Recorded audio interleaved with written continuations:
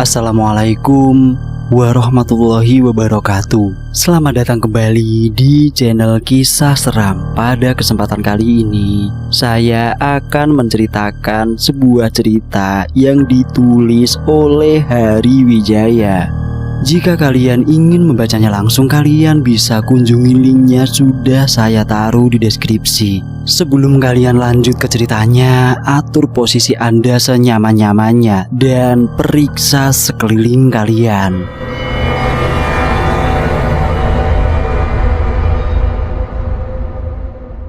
Sundel bolong. Malam itu aku bernyanyi bersama rekan-rekanku seperti biasa, meramaikan acara-acara dan memberikan hiburan kepada pengunjung. Iya, aku adalah penyanyi wanita yang biasa dipanggil untuk mengisi suatu acara dari kampung ke kampung. Bersama timku, aku bernyanyi dan rekan lainnya akan mengiringiku dengan musik yang mereka mainkan. Malam ini terasa begitu ramai. Kami tak henti-hentinya menerima request dari para penonton dan pengunjung acara hajatan ini. Akan tetapi inilah pekerjaan kami, passion kami. Antusias para pengunjung membuat kami semakin bersemangat. Semua keseruan itu kami rasakan sejak awal bernyanyi hingga tak terasa sudah waktunya acara selesai. Para penonton sudah agak menjauh dari panggung. Aku turun ke ruang ganti untuk beristirahat. Para rekan-rekan memberikan ucapan terima kasih dan saling bersukacita atas kelancaran acara malam ini.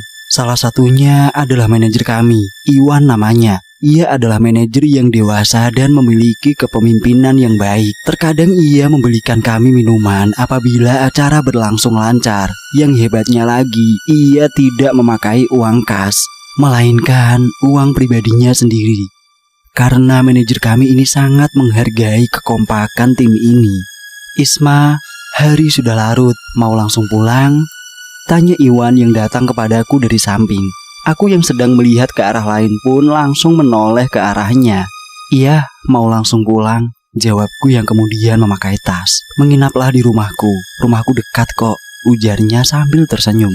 "Loh, janganlah, gak enak, gak apa-apa. Rumahmu itu kan jauh banget loh." Aku kemudian terpaksa menurut apa yang dikatakan Iwan. Entah kenapa aku mudah saja menerima ajakan itu.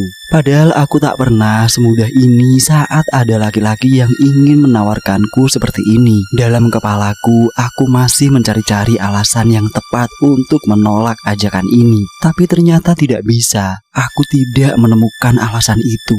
Dalam hati, aku berpikir sedikit cemas. Bagaimana kalau dia berniat jahat kepadaku? Seharusnya aku tadi menolak, tapi tidak bisa. Aku sudah berusaha, tapi tetap juga tidak bisa. Hingga sampai di rumahnya pun aku tidak bisa menolak. Seakan ada sesuatu yang memaksaku untuk menuruti perkataannya secara tidak langsung. "Ayo Isma, duduk dulu," kata Iwan sambil tersenyum saat kami berdua masuk ke dalam rumah itu. Aku pun duduk seperti yang ia bilang. "Aku mau simpan barang-barang ini dulu. Habis itu aku bikin minuman buat kamu. Tunggu ya," kata Iwan yang kemudian berjalan ke belakang. Rumah ini berukuran sedang, sangat cocok untuk sebuah keluarga kecil. Hebatnya, Iwan bisa membeli rumah ini di umurnya yang baru menginjak 28 tahun. Aku pun bersantai sejenak di sofanya sambil melihat sekitar, melihat-lihat bingkai foto di dinding rumahnya itu. "Ini Mbak, minumannya," kata seorang wanita yang menghampiriku. Wanita itu terlihat seumuran dengan Iwan, akan tetapi baru kali ini aku bertemu dengannya. "Terima kasih. Siapanya Iwan ya?" tanyaku. Wanita itu kemudian duduk di sampingku dan berbisik dengan sedikit perasaan was-was. "Aku Saras, istrinya Iwan. Kami baru menikah diam-diam. Jangan kasih tahu siapa-siapa ya. Nanti kalau sudah waktunya, biar Iwan sendiri yang mengasih tahu kepada orang-orang," bisik wanita itu yang mengaku sebagai Saras. Aku hanya mengangguk saat mendengar penjelasan Saras. Dalam hati, aku merasa lega saat mengetahui Saras adalah istri Iwan. Ternyata Iwan benar-benar tulus mau memberiku tempat menginap tanpa ada maksud lain. Di rumah ini sudah ada istrinya. Dia tidak akan macam-macam denganku. Saras sendiri adalah wanita ramah yang suka mengobrol. Aku dan Saras kemudian berbincang-bincang sambil sesekali membicarakan Iwan yang masih sibuk di belakang. "Iwan itu sadis loh, hati-hati," kata Saras sambil tersenyum. Aku yang sedang meminum pun hampir tersedak karena ingin tertawa. Kok sadis mbak? Tanyaku. Soalnya kalau mainnya udah kebablasan, Iwan gak akan tanggung jawab dan gak akan segan-segan juga buat bunuh orang tersebut, jawab Saras. Loh kok gitu mbak? Tanyaku yang mendadak kebingungan. Ya gitu deh, ya udahlah, biar lebih enak ngobrolnya, aku ambilkan kue di dalam ya, kata Saras yang kemudian berjalan ke belakang menuju Iwan. Aku kembali bersandar di sofa sambil melihat jam yang menunjukkan pada waktu itu sudah pukul 23 lebih 5 menit. Sudah larut, kalau bisa ingin rasanya aku segera tidur. Sesekali ku pejamkan mata saat berada di sofa empuk yang nyaman ini. Hingga akhirnya Iwan datang dengan secangkir minuman yang ia bawa, kemudian dia duduk di sampingku. Ini minumnya, kata Iwan. Aku pun membuka mata dan melihatnya di sampingku. Ngapain kamu bikin minum lagi? Tadi istrimu sudah kasih aku minum kok, jawabku yang sesegera mengganti posisi duduk. Oh iya Iwan, kok istrimu gitu ya? Tadi kayak ngomong aneh gitu, tanyaku yang segera menghabiskan minuman yang diberikan Saras tadi. Iwan tidak menjawab dan hanya melihat gelas minumanku yang habis itu. Wajahnya keheranan dan berkeringat. Aku pun sempat bingung dibuatnya. Siapa yang kasih kamu minum? Tanya Iwan. Dan juga aku gak punya istri. Aku tinggal sendirian di rumah ini, kata Iwan dengan badan bergetar. Terus, Saras itu siapa? Tanyaku yang ikut merasa tegang. Iwan hanya diam sambil menunjukkan wajah ketakutan. Begitu juga aku yang ketakutan mendengar penjelasan dari Iwan. Sesekali kupikir dia hanya bercanda, tapi kalau dilihat dari raut wajahnya, ia terlihat benar-benar sedang dilanda ketakutan. Terdengar suara tertawa seorang wanita yang terdengar menyeramkan dari dapur rumah Iwan. Suaranya sangat cumlik dan nyaring. Aku segera berteriak tak karuan, ketakutan dan berlari ke dalam sebuah kamar di rumah tersebut. Begitupun juga disusul Iwan yang ikut masuk ke dalam kamar kemudian mengunci pintu. Kalau dari suaranya, aku yakin itu suara tawa kuntilanak. Wan, Iwan, itu apaan? Tanyaku yang panik sekaligus ketakutan. Iwan tidak menjawab dan hanya bersandar di pintu sambil ketakutan. Sedangkan aku duduk di samping sebuah meja. Suara tertawa itu masih terdengar sangat menakutkan. Iwan tidak berani mengatakan apa-apa, sedangkan aku membaca doa-doa yang aku percaya dapat mengusir setan. Ya, benar, sudah jelas ada setan jahat yang mengganggu rumah ini. Mataku sudah berkaca-kaca mau menangis saking takutnya. Tak lama berselang, suara tertawa itu berhenti dan tak terdengar lagi. Namun aku tetap mengucapkan doa-doa itu dengan pelan sambil meringkuk di samping meja kamar Iwan. Iwan mengintip dan tak menemukan siapa-siapa di luar kamar. Gak ada siapa-siapa, kata Iwan sambil menelan ludah. Dalam hati hanya ada satu keinginanku. Aku ingin segera pulang daripada harus tidur di rumah angker ini. Itu pun kalau bisa tidur. Kalau tidak bisa, yang ada aku menunggu sampai pagi.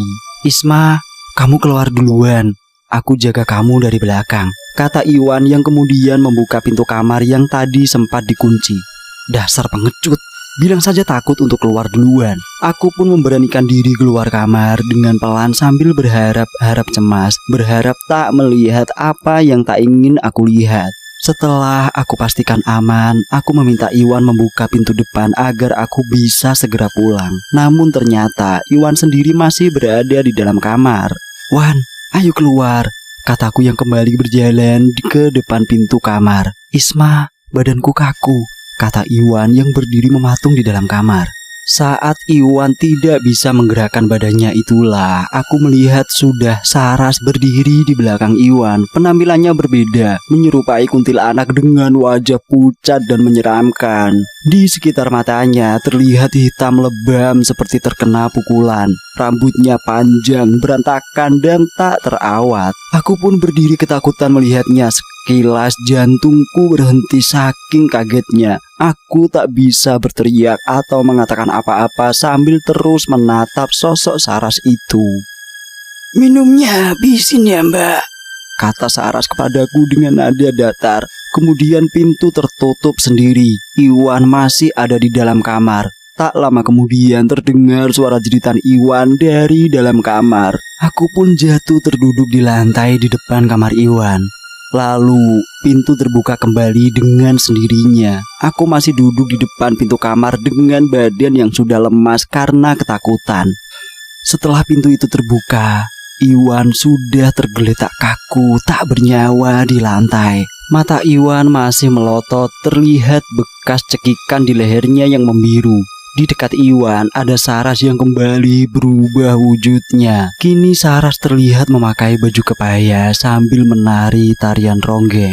Dengan gerakan lembut nan gemulai, Saras menari serta memainkan selendangnya di tangan. Ia terlihat benar-benar layaknya seorang penari ronggeng yang sedang menari-nari dengan indah. Aku menatapnya beberapa saat. Sampai akhirnya ia memutar badan dan aku menemukan sebuah lubang besar di punggungnya. Dari lubang itu aku bisa melihat organ-organ tubuh dan juga isi perutnya. Belatung menggeliat bebas di lubang itu. Darah segar juga masih mengalir dari lubang itu yang seketika menebarkan bau amis sekaligus busuk. Aku yang sudah lemas pun tak tahan sampai akhirnya pingsan di tempat. Selesai. Terima kasih sudah mendengarkan cerita kali ini.